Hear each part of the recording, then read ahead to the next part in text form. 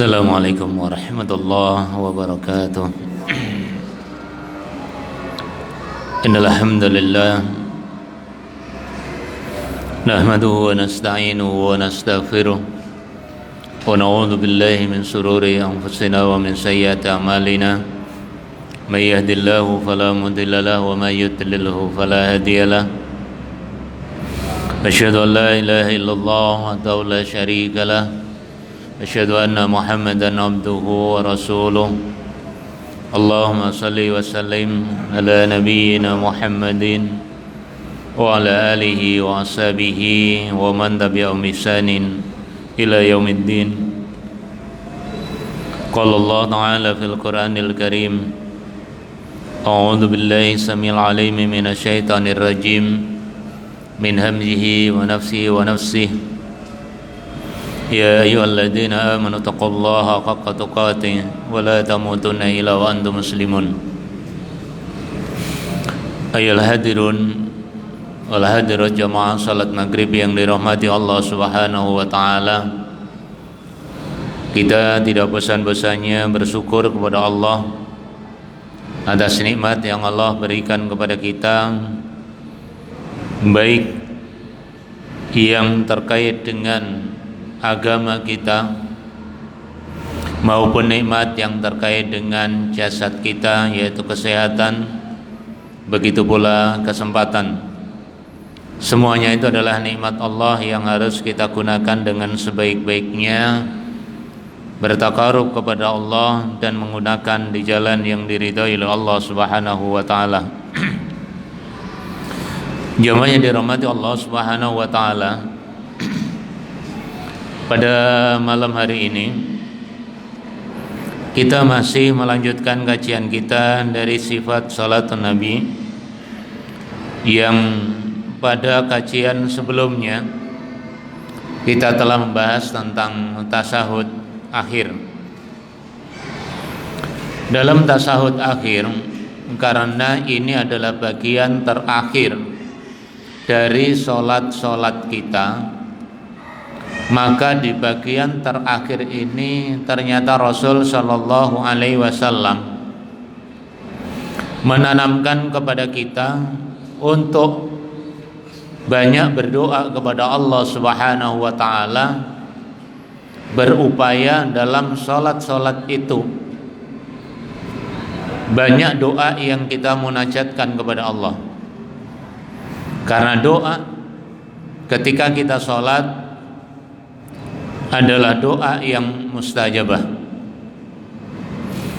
Jemaah yang dirahmati Allah, setelah kita membaca tasahud dan juga membaca sholawat, Rasul kemudian memerintahkan kepada kita sebagaimana hadis yang diriwayatkan oleh Imam Muslim dan juga Imam An-Nasa'i, bahwasanya Rasul Shallallahu Alaihi Wasallam menyampaikan, idza faragha hukum minas tasyahudil ay al akhir falyasta'id billah min arba. Apabila salah seorang di antara kalian selesai membaca tasahud akhir, yaitu setelah sholawat, maka falyasta'id billah min arba, maka hendaklah kalian meminta kepada Allah permohonan isti'adah, memohon perlindungan kepada Allah dengan 4 hal. Yang oleh Rasul dijelaskan, yang pertama dengan lafaz Allahumma inni a'udzubika min adzabi jahannam. Ya Allah, sesungguhnya aku memohon perlindungan kepada Engkau min adzabi jahannam, dari adab jahannam. Yang kedua, wa min adzabil qabri, juga memohon kepada Allah dari adab kubur. Wa min fitnatil mahya wal mamati, juga mohon kepada Engkau ya Allah dari fitnah dunia, yaitu fitnah kehidupan dan fitnah kematian. Wa min syarri fitnatil masihid dajjal, dan dari kejelekan fitnahnya kedatangan dajjal. Sumayat uli nafsi bima bada'a lahu. Kemudian hendaklah ia juga berdoa untuk dirinya dengan apa yang dia inginkan. Hadis ini sahih jemaah sekalian. Kita bahas dulu yang pertama. Allah memberikan azab yang sangat berat, yang sangat dahsyat, yang sangat azim, itu terkait azab di neraka. Lalu dalam hadis ini menyebutkan satu bagian dari neraka itu. Walaupun neraka itu ada neraka sakor, ada neraka wiyah, ada neraka jahim, ya. Nah, ini diwakili dengan jahanam. Karena neraka jahanam ini neraka yang dianggap paling dahsyat. Ya, panasnya itu di dalam beberapa hadis, kalau kita baca Tahwif Nar miliknya Ibnu Rajab, itu bahwa 1/70 dari panasnya dunia ini hanya 1/70 dari panasnya neraka jahanam. Bahkan disebutkan, jadi neraka ini punya 70.000 kekang tali. Ya, 70.000 kekang ini, tali ini, yang satu talina itu ditarik oleh 70.000 malaikat. Nah, Rasul pada waktu menyampaikan kepada para sahabat, batu yang dilemparkan pada saat itu seakan 7 musim yang lalu itu baru nyampe dasar neraka. Nah, oleh karena itu penyebutan jahanam di sini adalah bagian dari dzikrul ba'dil afrad. Kalau kita sudah minta perlindungan dari neraka, dari azab jahanam ini, otomatis kita akan bisa terhindar dari neraka-neraka yang lain. Dan situ juga dibahas siapa sebenarnya penghuni-penghuni neraka jahanam selain orang kafir. Jadi ternyata apa? Orang-orang yang ibadahnya riya itu juga nanti akan masuk di neraka jahanam itu. Orang-orang yang membunuh orang mukmin dengan sengaja, bighairil haq, dengan alasan yang tidak benar, tapi membunuh kaum mukmin, maka dia termasuk orang yang nanti akan masuk di dalamnya. Nah, ini hal yang penting bagi kita. Kita bermunajat kepada Allah Subhanahu wa taala di sana. Bahkan di Bulughul Maram terkait dengan mawaqitus shalah, terkait dengan waktu-waktu sholat, ketika duhur itu sangat panas, Rasul memerintahkan kita agak mencari, diundurkan agak dingin, karena panasnya di waktu duhur itu yang sangat panas itu bagian dari luapan jahanam, ya, min faiz jahanam, ibarat itu luapan dari udaranya neraka jahanam. Nah, ini kita mohon kepada Allah di dalam sholat kita. Jadi memohon dari azabnya Allah yang nanti yang sangat dahsyat. Yang kedua, wa min adzabil qabri. Kita juga memohon kepada Allah dari azab kubur. Dulu sudah saya sampaikan akidah ahli sunnah, ya, ahli sunnah wal jamaah mengakui, meyakini bahwa ada azab kubur, ada nikmat kubur. Nanti kita baca secara khusus tentang kitab Al-Mawsu'ah Al-Akhirah. Di sana ada mulai wafatnya seseorang sampai adab kubur, sampai perjalanannya, kemudian yaumul ba'as ada di sana. Kita bahas tersendiri karena cukup panjang ini. Tapi intinya bahwa ketika seseorang sudah diwafatkan oleh Allah Subhanahu wa taala, dimasukkan di liang lahat, itu nanti ada malaikat yang datang yang kemudian akan menanya mereka. Jika mereka termasuk orang-orang yang beriman, kemudian bisa menjawab pertanyaan-pertanyaan dua malaikat itu yang dalam pembahasan akidah sering disebut dengan malaikat munkar dan nakir. Nah, setelah bisa menjawab, maka oleh Allah Subhanahu wa taala diluaskan kuburnya sejauh pandangan mata, dan kemudian dipersilahkan untuk tidur hatta yaum yub'atsun, sampai nanti hari kebangkitan. Nas-nas yang terkait dengan itu cukup banyak, ya. Kemudian sebaliknya, orang-orang yang disiksa oleh Allah, dihimpitkan kuburnya, di situ ada dipukuli dan lain-lainnya, yang semuanya itu tidak bisa kita nyatakan dalam realita nyata, dalam kehidupan real. Mereka akan dihimpit dan siksa itu sampai hari kiamat. Sehingga di potongan hadis itu sampaikan, setiap pagi dan sore, ya, orang penghuni kubur itu dinampakkan. Kalau dia min ahlil jannah, dia termasuk ahlul jannah, termasuk penghuni surga, nanti akan dinampakkan kenikmatan-kenikmatan itu. Baliknya kalau dia bagian dari ahlun nar, akan dinampakkan siksa itu. Pernah ada yang bertanya, Ustaz, kan belum waktunya yaumul hisab, kenapa dia disiksa?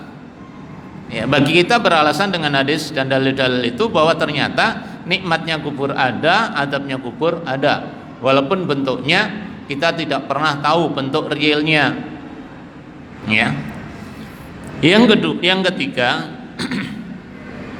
kita juga mohon kepada Allah min fitnatil mahya wal mamati, fitnah kehidupan dan fitnah kematian. Kalau fitnah kehidupan itu cukup banyak, ya. Rasul menyebutkan fitnah kehidupan itu ada fitnah harta, ya, fitnah juga anak, juga fitnah istri, atau fitnah-fitnah yang lain. Itu yang menyangkut fitnah duniawi. Artinya ujian-ujian duniawi ini yang juga punya andil, bisa menjerumuskan seseorang, bisa membuat seseorang keluar dari dinul Islam, bisa keluar dari dinul Islam. Berapa banyak fitnah duniawi itu, fitnah kehidupan itu. Orang karena cenderung kepada harta, maka dia menjual agamanya. Orang karena harta bisa membunuh saudaranya. Orang karena harta bisa juga durhaka kepada orang tuanya. Itu fitnah-fitnah dunia karena harta. Juga fitnah karena wanita. Berapa banyak yang disebutkan oleh Rasul sallallahu alaihi wasallam, fitnah yang paling berat yang akan dihadapi oleh umatnya Rasul adalah fitnatul mal wa fitnatun nisa. Ini fitnah duniawi. Lalu disambung dengan wal mamati, fitnah kematian. Dulu saya sampaikan, ketika orang menghadapi kematian, di kitabnya Imam Qurtubi, ya, Tadkirah itu, bahwasanya orang yang mau meninggal itu sudah ada malaikat yang datang. Kalau dia termasuk orang yang istiqomah di dalam agamanya, malaikat akan ngasih kabar, ya, sebagaimana dalam surat Fusilat itu ayat 30-31 itu. Apa yang disampaikan? Innalladzina qalu rabbuna Allah summa istaqamu tatanazzalu alaihimul malaikah alla takhafu wa la tahzanu wa absiru bil jannah allati kuntum tu'adun. Nahnu aulaikum fil hayati dunya wa fil akhirah. Jadi orang yang mau meninggal pada dasarnya dia tahu, tapi kita yang hidup kadang-kadang nggak ngerti. Jadi orang yang mau wafat, kalau dia termasuk orang-orang yang soleh, itu malaikat nanti datang ngasih kabar kepada mereka. Ya, makanya dalam Kitabul Janaiz, bab tentang jenazah, kalau yang wafat itu orang-orang yang saleh, orang-orang yang beriman, oleh Rasul diperintahkan segerakan. Kenapa? Asriul janazah, segera. Karena dengan segera itu dia akan segera menikmati kenikmatan apa yang dia peroleh ketika di dunia. Nah, sebaliknya orang-orang yang durhaka itu akan mengatakan seakan, wailah, kenapa mau dibawa kemana aku ini? Jadi enggan dia, karena Pak, itulah awal kehidupan akhirat. Jadi kematian itu adalah akhir dari kehidupan dunia, awal dari kehidupan di akhirat. Ketika sukses di awal kehidupan di akhirat, maka perjalanan berikutnya akan mulus. Belum lagi nanti doa anak-anaknya, doa kaum muslimin, belum lagi amal jariahnya itu yang akan menemani mereka. Nah, kemudian fitnah kematian itu apa? Jangan sampai di saat orang wafat itu dalam kondisi su'ul khotimah. Ini fitnah. Makanya ketika orang dalam kondisi sakit, ya saudara kita sakit atau keluarga kita sakit, perintahnya Nabi apa? Kalau sudah seakan-akan pada posisi nazak, lakinu mautakum la ilaha illallah, wa man kana akhiru kalami la ilaha illallah dakhalal jannah. Kita ajarin itu. Tapi jangan lupa, setan pun juga cenderung. Jadi di akhir hayat seseorang, setan pun juga cari andil bagaimana memurtadkan seseorang, bagaimana orang itu bisa dalam kondisi mati dalam kondisi sul khotimah. Mereka ikut andil. Makanya sering saya sampaikan, ya, Allah itu akan melihat seseorang, hasilnya itu adalah bil khawatim, akhir kehidupannya. Ya, kalau hari ini kita masih bisa nikmat, masih bisa berada di majelis ilmu, ya, bisa menjalankan ibadah, kita jaga itu sebaik-baiknya, karena nggak ada yang bisa jamin kita di saat akhir posisi kita seperti itu. Tapi di kitabnya Imam Turmudi disampaikan, kalau orang itu berada pada jalan lurus, maka Allah akan mewafatkan pada kebiasaannya dia ketika berada di dunia pada jalan yang lurus. Nah, perlunya istiqomah di situ. Nah, ini bahaya. Makanya ada kalanya orang hidupnya sampai akhir. Di bab Janawanat ada seseorang yang hidupnya tinggal beberapa hari atau beberapa saat meninggal, dia melakukan perbuatan yang dimurkai oleh Allah Subhanahu wa taala, maka dia termasuk orang yang akan dimurkai oleh Allah. Itu ada di hadis Muslim, jelas itu. Ada orang yang kemudian dulunya mungkin bermaksiat kepada Allah Subhanahu wa taala, kemudian dia bertaubat kepada Allah, setelah bertaubat ternyata diwafatkan oleh Allah, dia bisa masuk surga karena diampuni oleh Allah Subhanahu wa taala. Kisah di Riyadhus Shalihin itu sangat jelas. Ya, orang yang membunuh 100 orang, hasilnya 99. Datang kepada rahib, kalau sekarang datang kepada ustaz, datang kepada kiai. Pak Yai, saya ini kira-kira masuk surga atau enggak?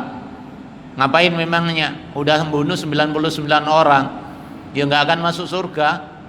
Ya, sekalian dibunuh genap 100. Ya, sama-sama masuk nerakanya. Tapi setelah itu datang lagi kepada rahib, kepada ustaz, pada kiai, dikasih tahu bahwa Allah itu membuka seluas-luasnya pintu taubatnya hambanya malam yughagir, selama manusia ini ruhnya belum berada di tenggorokan. Allah membuka pintu luas-luasnya.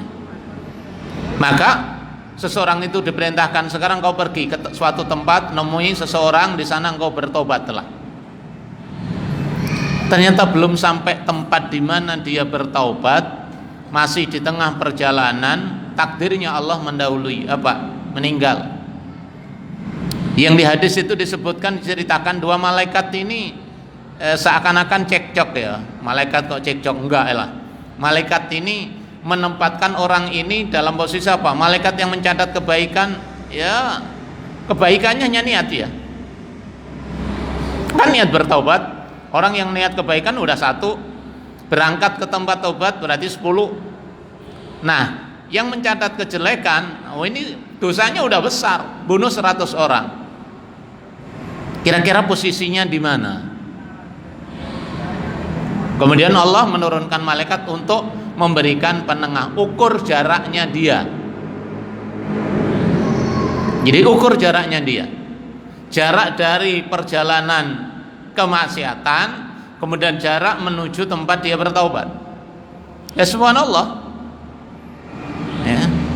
Ternyata jarak menuju taubat itu lebih dekat daripada jaraknya dia dari kemaksiatan itu.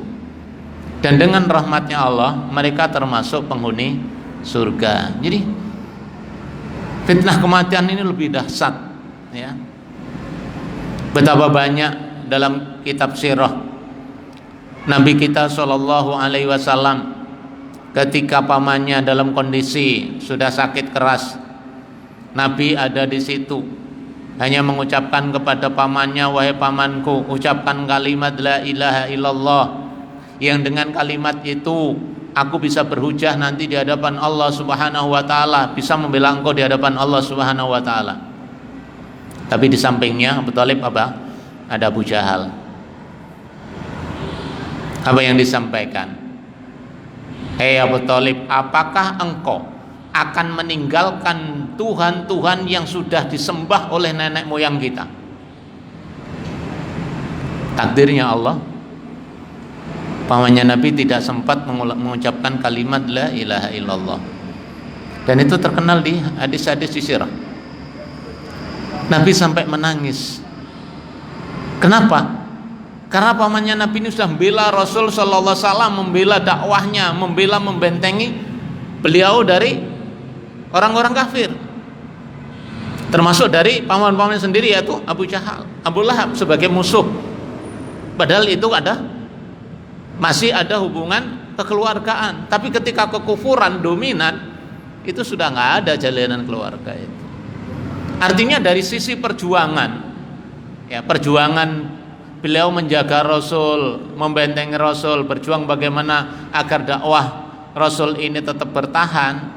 Secara amalia, beliau adalah orang yang cukup tangguh membela Rasul. Makanya Nabi sampai nangis itu. Tapi kemudian ditegur oleh Allah kan, innaka la tahdi man ahbabta walakin Allah yahdi may yasha. Hei Muhammad, engkau tidak akan bisa memberikan hidayah kepada orang yang kau cintai, tapi Allah akan memberikan hidayah kepada siapa yang dikehendaki. Nah, kalau kita sudah minta perlindungan, ini justru di akhir-akhir sholat, ya, fitnah kubur, adab jahanam, kemudian fitnah kehidupan, fitnah kematian, masih kurang ditambah oleh Rasul, wa min syarri fitnatil masiihid dajjal. Ya Allah, aku mohon kepada engkau perlindungan dari datangnya Dajjal. Walaupun Dajjal ini datangnya di akhir zaman, Pak. Jadi meskipun Dajjal ini mungkin tidak di masa kita, Dajjal dalam pengertian fisik lah, ya.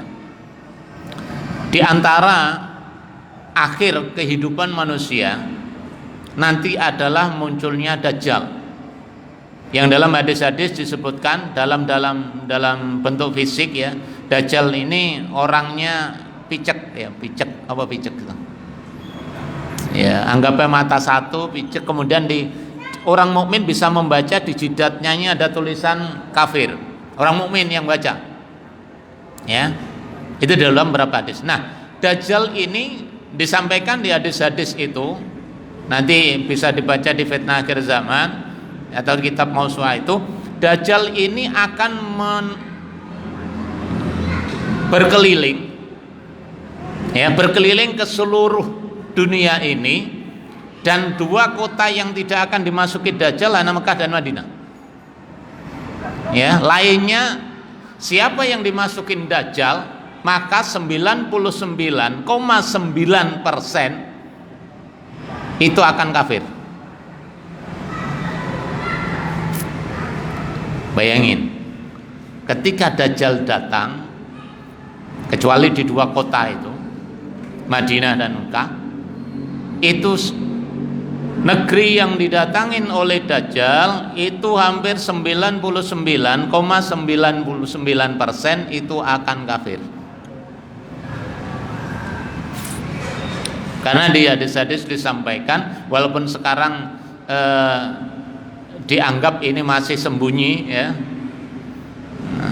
masih sembunyi, saya nggak tahu datangnya kapan. Ya. Kalau tahu enak, Bang Muklas, ya. Itu akan menempat seluruh dunia akan didatangi oleh Dajjal. Ini di akhir zaman. Ya, moga-moga kita nggak nemu itulah. Ya. Karena apa? Bayangin 99,99% itu kafir. Nah, Dajjal itu ternyata punya surga, punya neraka, dan dia ngaku Tuhan. Ya, dia ngaku Tuhan. Kalau orang itu tidak beriman kepada dia, saat itu pun juga bisa dimatikan oleh dia. Tanaman yang ada di daerah di mana orang tidak mau beriman kepada Dajjal, maka tanaman itu bisa mati semuanya. Itu fitnah. Gimana orang tidak percaya? Nah, maka sampai-sampai di hadis itu tangan kirinya Dajjal dengan tangan kanannya seakan ada bawa api, ini bawa mungkin air. Ketika orang itu kafir terhadap Dajjal, maka dia akan dimasukkan ke nerakanya Dajjal. Tapi pada dasarnya dia nanti akan masuk surganya Allah Subhanahu wa taala. Kebaliknya yang ikutin Dajjal itu nanti akan masuk nerakanya Allah, meskipun dia nikmatnya di nikmat surganya Dajjal.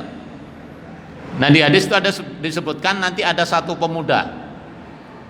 Yang pemuda ini sampai dibelah oleh Dajjal kemudian dihidupkan kembali, suruh mengimani Dajjal sebagai Tuhan, dia nggak mau.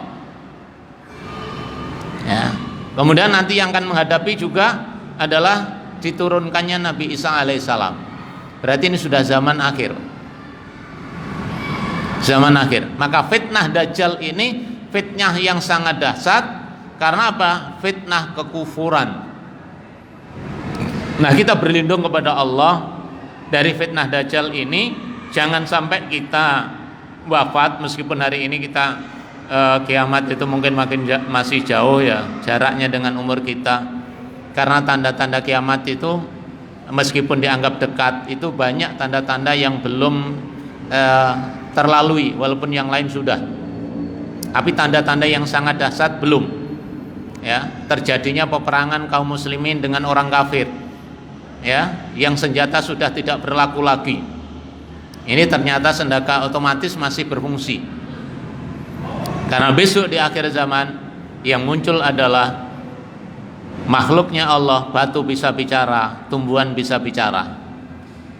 Itu intel yang paling dahsyat di akhir zaman. Bahkan menyampaikan di dalam hadisnya Imam Muslim, ayyuhal muslimun, wahai orang-orang muslim, orang-orang Yahudi sembunyi di balik batu ini, faktulum, bunuh mereka. Jadi nggak perlu intel-intelnya makhluknya Allah Subhanahu wa taala. Ya, belum lagi nanti adanya Ya'juj dan Ma'juj dan lain-lain lah, masih banyak. Intinya apa? Kita memohon kepada Allah dengan 4 permohonan ini sudah mencakup permohonan apa? Perlindungan yang terkait duniawi, terkait dengan adab kubur, terkait dengan siksa nanti di neraka, bahkan datangnya hari kiamat. Itu bisa kita baca, dan Rasul tidak pernah meninggalkan ini. Nah, kemudian oleh Rasul summayat uli nafsi bima bata'alahu. Bahkan Nabi masih merintahkan, kemudian silahkan Anda berdoa li nafsihi, untuk dirinya, bima bata'alahu, ya, dengan apa yang dia inginkan. Maksudnya kalau kita sudah minta kepada Allah 4 hal ini, kita boleh menambah doa itu yang terkait dengan diri kita. Tapi pesan saya sering saya sampaikan, kalau itu kita enggak mengambil dari doa-doa yang maksur, doa kita adalah doa keinginan kita pribadi, mungkin keselamatan untuk kita, atau waktu itu kondisinya sakit minta kesembuhan, mintalah dalam hati kita. Mintalah dalam hati kita. Nah, ini dalam rakaat terakhir sebelum kita salam. Wa kana yad'u bi tasyahud, dan itu dilakukan oleh Rasul SAW dalam tasyahud. Nah, apa yang disampaikan oleh Rasul SAW dalam doa-doa akhir sebelum salam ini, khususnya 4 hal permintaan ini disampaikan oleh Rasul, diajarkan oleh Rasul kepada para sahabat, kama yu'allimuhumus surah minal Qur'an, sebagaimana Rasul mengajarkan kepada para sahabat terhadap Al-Qur'an. Jadi sangat penting. Kalau Rasul sudah memberikan ultimatum, memberikan pesan yang sangat kuat kepada para sahabat, tentunya kita yang masih banyak kekurangan, banyak kesalahannya, ya, maka kita harus membaca ini dalam tasyahud kita. Makanya jemaah sekalian, ketika tasyahud akhir itu kita memang harus menikmati sholat kita, dengan doa-doa itu tidak perlu kita tergesa-gesa. Doa-doa yang lain masih banyak, ada 10 ya. Masih ada 10 doa yang diajarkan Rasul Shallallahu Alaihi Wasallam dalam tasahud akhir qabla salam, sebelum kita salam. Ya, paling banyak yang kita baca ya tadi. Kalau yang lain itu ya harus dihafal dulu masalahnya. Ya. Nah, contoh yang lain hampir mirip ya. Hampir mirip tapi ada tambahan. Allahumma inni a'udzubika min adzabil qabri, sama. Wa a'udzubika min fitnatil masiihid dajjal, hanya redaksinya aja didahulukan. Ya, dari azab kubur, dari fitnahnya dajjal. Wa a'udzubika min fitnatil mahya wal mamati, sama. Kemudian ada tambahan apa? Allahumma inni a'udzubika minal ma'sami wal maghram. Ya Allah, aku berlindung kepada Engkau dari dosa-dosa wal maghram. Apa? Gharim. Banyak hutang.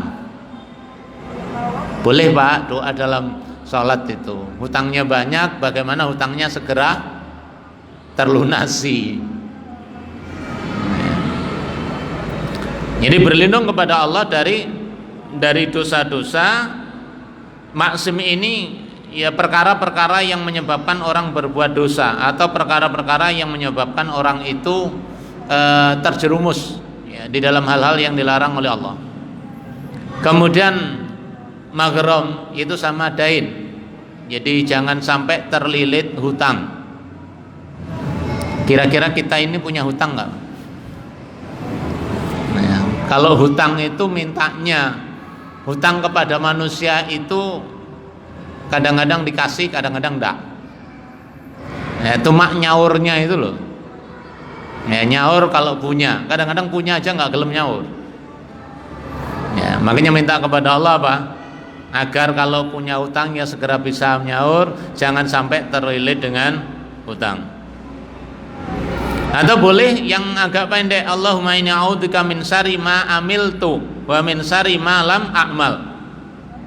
Ya Allah, aku berlindung kepada Engkau dari keburukan apa yang telah aku lakukan. Ini bentuk pengakuan. Jadi agar Allah mengampuni dosanya terhadap kesalahan yang telah dilakukan. Juga wa min syarri ma lam a'mal. Juga nanti memohon kepada Engkau terhadap keburukan yang belum aku lakukan. Berarti apa? Preventif. Bahasa kita, ya Allah, aku berlindung kepada Engkau dari segala kejahatan yang pernah aku lakukan, dan juga aku berlindung kepada Engkau dari kejahatan yang mungkin nanti akan aku lakukan. Berarti nggak jadi berbuat kejahatan. Itu kalau nggak dibentengi oleh Allah, ya, nggak dibentengi oleh Allah, kejahatan itu akan bisa dilakukan oleh manusia. Ya. Atau ini yang sangat pendek, Allahumma hasibni hisaba yasira. Itu biasanya ketika kita baca surat Atin. Allahumma hasibni hisaba yasira, atau ketika al-wasiyah, ya Allah, hisablah aku pada hari kiamat dengan hisab yang sangat mudah. Jadi ketika perhitungan amal kita dimudahkan oleh Allah Subhanahu wa taala. Nah ini ya Mas kalian, doa-doa yang diajarkan Rasul cukup banyak. Kira-kira kapan ini bisa kita lakukan?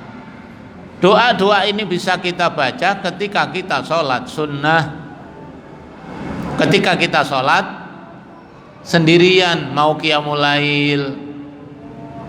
Tapi kalau sholat ikut berjamaah, jenengan baca semuanya, baru sampai selesai imam wis salam. Ya, maka doa-doa yang kemarin diajarkan Rasul ketika sujud, ketika ruku, itu baru bisa kita praktekkan dengan nikmat, dengan nyaman kalau kita sholat sunnah. Boleh sholat sunnah ba'diyah, qabliyah, kemudian sholat qiyamul lail, itu bebas, gampang kita melakukan itu. Tapi kalau sholat berjamaah kita terikat dengan imamnya. Ya. Nah, jemaah yang dirahmati Allah, ini doa-doa yang diajarkan Rasul kepada kita, yang dulu sering saya sampaikan. Kenapa kok kita masih diberi waktu, diberi kesempatan oleh Allah untuk bisa berdoa sebelum salam. Kita tahu sholat ini tempat munajat kita. Di waktu sujud kita disuruh memperbanyak doa. Sebelum salam juga kita diperintahkan untuk memperbanyak doa. Ya, dari redaksi-redaksi yang ada itu bisalah mulai kita hafalkan, kita amalkan dalam kesempatan-kesempatan sholat sunnah kita. Untuk sementara mungkin sampai di sini. Ada yang bertanya, tafadhol.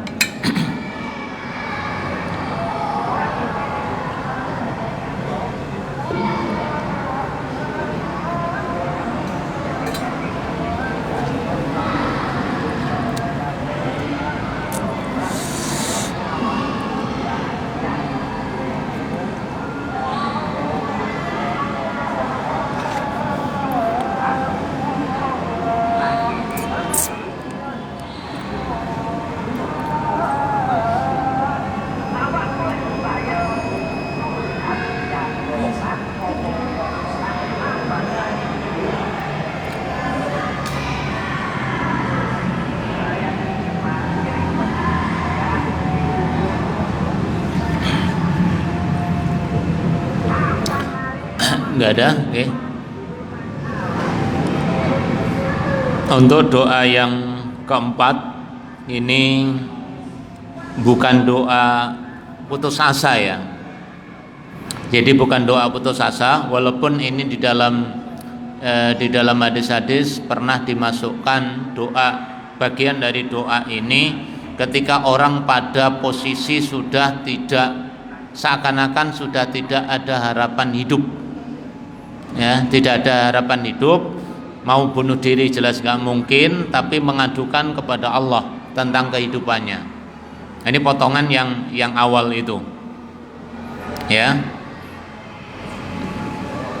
Jadi memilih antara, ya Allah, kalau memang hidupku itu baik untuk diriku, untuk agamaku, untuk imanku, ya beri kesempatan hidup. Ya, tapi kalau itu ternyata wafat itu lebih baik, ya maka wafatkan aku. Itu sebenarnya permintaan aja.